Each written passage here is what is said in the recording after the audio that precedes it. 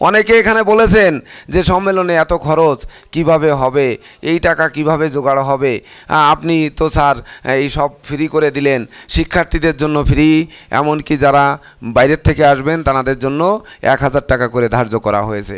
তাহলে সম্মেলনে কত খরচ হচ্ছে, এই খরচটা কিভাবে হবে? দেখুন, আগে মনটা কোথায়? আমার বাবা একদিন আমার তালয় মশাইয়ের কাছে আমি যখন 6-এ উঠি তখন 5 টাকা ধার চেয়েছিল। যখন 5 টাকা ধার চেয়েছিল তখনই বলেছিল যে তুই তো টাকা নিয়ে খেয়ে ফেলবি, তুই তো এটি আর পরিশোধ করতে পারবি না। সেদিন কিন্তু আমাদের বাড়িতে আর চাল কেনার মতো বা আমাদের ভাইদের মুখে কিছু দেওয়ার মতো এই সামর্থ্য কিন্তু বাবার কাছে আর ছিল না। সর্বশেষ ধার চাইতে যখন যায় আমি সঙ্গে, তখন 5 টাকা ধার চায়, যখন দেয় না তখনই বললাম, বাবা চাইতে হবে না, আমি যাচ্ছি, আমি টাকা নিয়ে আসবো, যেখান থেকেই পারি আমি টাকা নিয়ে আসবো। বলে তুই কি করে টাকা নিয়ে আসবি? আমি বললাম যে আনবো বলেছি বাবা, তো আমি আনবই। সেদিনই আমি ভ্যান নিয়ে রওনা দেই। আমার বাড়ি ভাগা বাস স্ট্যান্ড, যারা চিনে থাকেন সেখান থেকে ফকিরহাটের দূরত্ব প্রায় 40 কিলোমিটার। ফকিরহাট পর্যন্ত ভ্যান টেনে নিয়ে এসে রাস্তার পাশের থেকে কচু শাক কেটে নিয়ে তারপর বাজারে বিক্রি করে পরের দিন আমরা খাবার খাই। এর মধ্যে আমাদের পেটে কারো খাবার যায়নি। সেদিন থেকে প্রতিজ্ঞা করেছিলাম যে জীবনে আর কোনোদিন একটি টাকা কারো কাছে ধার চাইব না। সেই প্রতিজ্ঞার ফলশ্রুতিতে আপনাদের আশীর্বাদে আজ আমরা একটু ছায়া তৈরি করেছি খুলনা শহরে, যেখানে নিজের ছায়ায় বসবাস করি। এটিও আপনাদের অবদান। তো কিভাবে অবদান? দেখুন, একে কেউ দুনিয়ায় কিছু রেখে যায় না, আর কেউ কিছু নিয়েও যাবে না। শূন্য হাতে এসেছি, শূন্য হাতে যেতে হবে। আমাকে যেহেতু আমার বাবা বই চেয়ে পড়িয়েছেন, তো একটি বই চেয়ে পড়িয়েছেন, আমি কি মানুষকে বই দিতে পারি না? তো সেই বই দিতে পারি না, কিভাবে দেব? তখন অনেকে এখানে মনে হয় উপস্থিত আছেন যে তাদের আমি শিক্ষার খরচ বা বই দিয়েছি, এমন লোক হয়তো এখানে থাকতে পারেন। তো জানি না, যাই হোক, আমি এটা বলতে চাই না। পরবর্তীতে আমি সংকল্প করি যে আমার শিক্ষণীয় জিনিসটা মানুষের কাছে প্রচার হোক লিখে লিখে। তখন এগিয়ে আসেন, প্রথম যখন প্রস্তাব দেই, এগিয়ে আসেন আজকের সবার সেই সম্মানিত প্রধান অতিথি ডিকে মণ্ডল। ওনার কাছে প্রস্তাব দেই যে আপনার পত্রিকায় আমি একটু লিখতে চাই, এবং রাশি সংখ্যা বের হবে, সমস্ত খরচ আমার, বিক্রি করে যদি কিছু হয় হবে, না হলে বিনামূল্যে প্রচার করা হবে।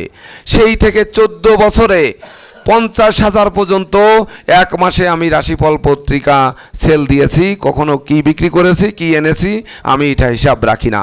লাভ লসের হিসাব আমি সেদিন থেকে ভুলে গেছি, যে পাঠকের কাছে আমার লেখা পৌঁছাক। আমি বই লিখেছি, বই প্রচার করেছি, বই মানুষকে দেওয়ার জন্য, বিক্রি করে পকেট ভরার জন্য নয়। এমনকি পঞ্জিকা রচনা করেছি, যেহেতু প্রত্যেকের ঘরে পঞ্চাঙ্গ বা পঞ্জিকা, যেটি আমাদের ধর্মীয় কার্যকলাপাদির সঙ্গে জ্যোতিষশাস্ত্রের ওতপ্রোতভাবে জড়িত, সেহেতু কিভাবে এই জ্যোতিষ জগতের মধ্যে প্রবেশ করা যায়, তার জন্যই কিন্তু আমি এই পঞ্জিকা রচনা করে যে আমি যেটা বিক্রি করি সেটি তো করলাম, আর যেটি না করি সেটি গিফট যাতে দিতে পারি।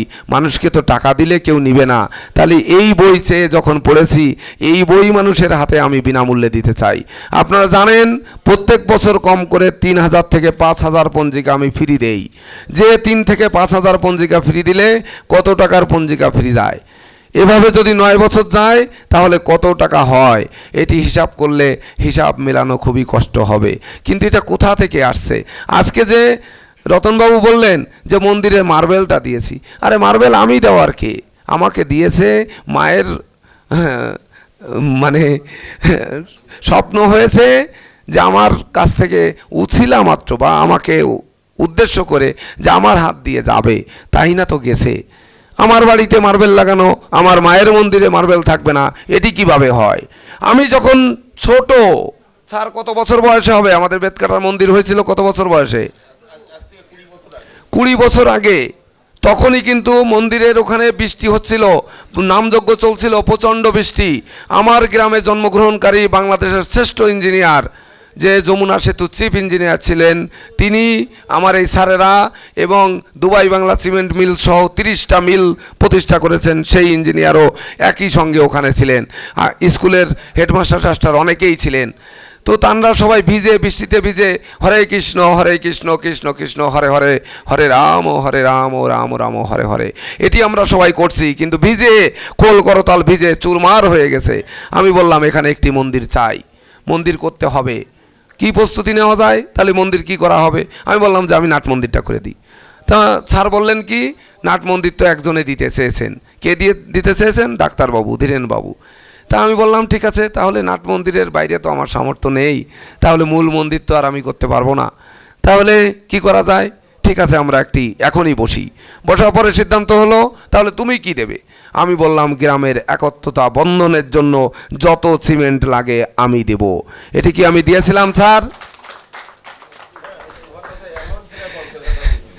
সেই আমলে। তাহলে এই যে মনোভাব, মানে মনোভাবটা আপনাদের এই আশীর্বাদে, আপনাদের পদধূলিতে হয়েছে। আমি যেন এটি ধরে রাখতে পারি, সেই আশীর্বাদটুকু করবেন।